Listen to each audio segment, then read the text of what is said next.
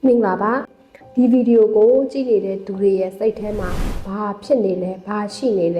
ဲအဲ့ဒီအရာကဘာဆက်ဖြစ်မလဲဆိုတော့ region ပဲဖြစ်ပါတယ်ဒီဗီဒီယိုကတော့ဒီ limit ကန့်သတ်ထားတာမျိုးအချိန်ကာလသတ်မှတ်ထားတာမျိုးတော့မရှိဘူးပေါ့နော်ဒီဗီဒီယိုကိုကြည့်တဲ့အချိန်မှာဆက်ဖြစ်လာမယ့်ကံကြမ္မာအတိုင်းပဲအကျုံးဝင်နေပေါ့နော်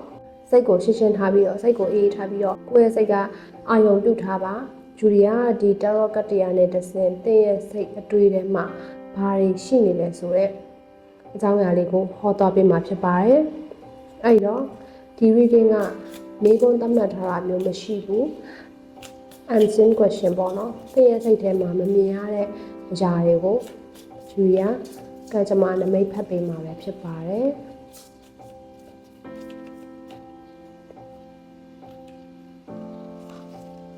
အော်ပထမတစ်ခါ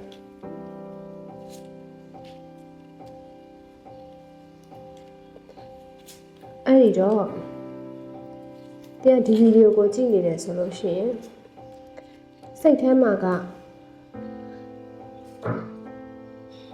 ဒီစုံတစ်ခုနဲ့ပတ်သက်ပြီးလို့ရှိရင်ပေါ့နော်စိတ်ထဲမှာ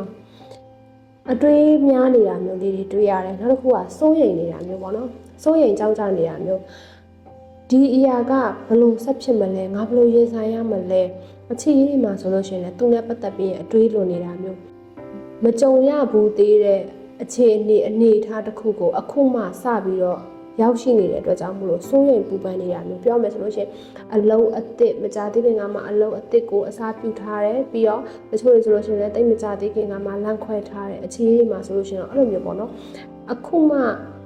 စတင်ဖြစ်ထွန်းခြင်းဆိုတဲ့ပုံစံမျိုးလေးတွေ့ရတယ်နောက်တစ်ခုအနေနဲ့ပြောမယ်ဆိုရင်စိတ်ထဲမှာဒီစုံတစ်ခုနဲ့ပတ်သက်လို့အတွေးလိုနေတယ်ခေါင်းထဲမှာတော်တော်မွန်းကျက်နေတယ်ပြီးတော့ကိုယ့်ရဲ့စိတ်ထဲမှာပြီးခဲ့တဲ့အတိတ်ဒဏ်ရာတချက်တွေကကိုပြန်ပြီးတော့နာကျင်အောင်လုပ်နေတယ်ဆိုတဲ့ပုံစံမျိုးပြောမယ်ဆိုလို့ရှိရင်ဒါကိုအတွေးကိုပြန်တက်နေတယ်ပေါ့နော်ကိုအတွေးကကိုပြန်တက်ပြီးတော့နာကျင်နေရတယ်ဆိုတဲ့ပုံစံမျိုးလေးတွေလွှမ်းမိုးနေရမျိုးတွေ့ရတယ်အဲ့တော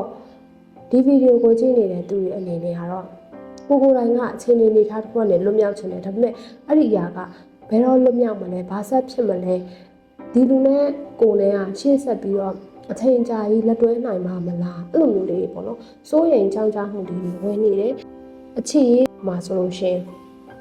ကိုခံစားရတဲ့အတိုင်းသူပြန်ပြီးတော့ခံစားရပါမလားအဲ့လိုမျိုးလေးတွေပေါ့နော်ကိုကောင်းခဲ့ပေပဲလေသူနဲ့ပတ်သက်လို့ရှိရင်ကိုမှမျှော်လင့်ချက်ကမရှိနေဘူးအဲ့တော့အတွေးများနေတယ်ပူလောင်နေရတယ်ဆိုတဲ့ပုံစံမျိုးလေးတွေတွေ့ရတယ်အဲ့တော့ကိုယ်တိုင်ကတော့ကိုယ့်ရဲ့စိတ်ထဲမှာ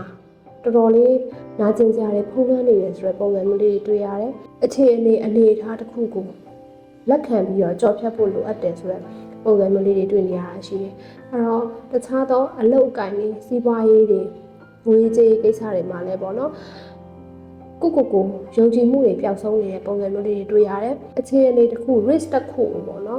်ကိုကလက်ခံပြီးတော့ကြော်ဖြတ်ရမှာလက်ခံပြီးတော့ဒီအခြေအနေထားတစ်ခုကိုရင်ဆိုင်ရမှာစိတ်ထဲမှာစိုးရိမ်တော့ကြရတဲ့ဗျာများနေရတယ်အခြေအနေထားကိုငါလုံနိုင်ပါမလားဆိုတဲ့အတွေ့အကြုံတွေဝင်ပြီးတော့ပေါ့နော်ဘလောဆယ်မှာလမ်းပြောင်းနေတာလို့တွေများတတ်တယ်အဲ့တော့အလောက်ကိုင်းနေမှာဆိုလို့ရှိရင်လည်းယခုကိုရောက်နေတဲ့အနေအထားတစ်ခုကနေကိုဘယ်လိုကြော်ဖြတ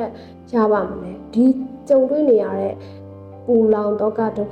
ကဘယ်အချိန်မှပြီးဆုံးမလဲဆိုပြီးစိတ်ထဲမှာတော်တော်ပြင်းပြဖြစ်နေတဲ့ပုံစံမျိုးလေးတွေတွေ့ရတယ်ဒီ6လလောက်အတွင်းမှာတော့နေထားတစ်ခုကနေကြော်ဖြတ်သွားနိုင်ပါလိမ့်မယ်ဆိုတဲ့ပုံစံမျိုးတွေ့ရတယ်ကိုပြုတ်ခဲ့တဲ့အရာအတိုင်းပဲကိုယ့်ရဲ့ဘဝကို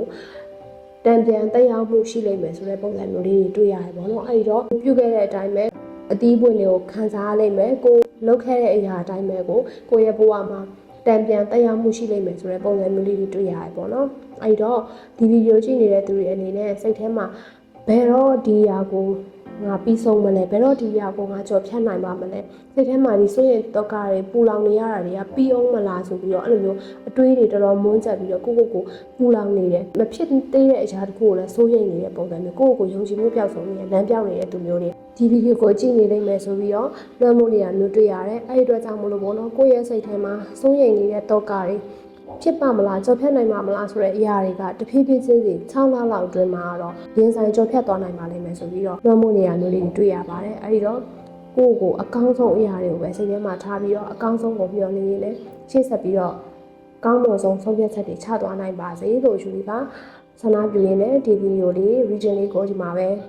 ရလိုက်မယ်ပေါ့နော်အဲ့တော့နောက်ထပ်ဗီဒီယိုလေးတွေမှာထပ်ပြီးတော့ယူပြီးတော့တွေ့ကြပါအောင်မယ်နော်